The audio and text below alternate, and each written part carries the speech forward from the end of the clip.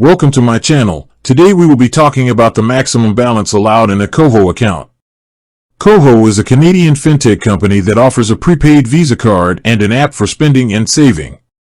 Koho accounts have a maximum allowed balance that depends on the type of account you have.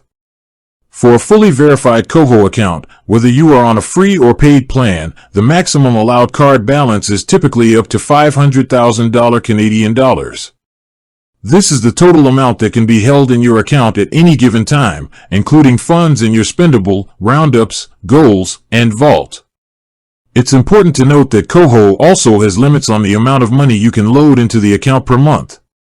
For a verified account, the monthly total maximum load amount is also typically $500,000. However, if you have a Koho Lite account, which is an unverified account, the limit is much lower. A Koho Lite account generally has a maximum card balance of $900 Canadian dollars. This is why Koho strongly encourages users to verify their identity to unlock the higher limits and all of the account's features. Always check the most current and specific details for your account type on Koho's official website or within the app, as limits can sometimes change or be subject to other restrictions based on your account activity. With that being said, thank you for watching.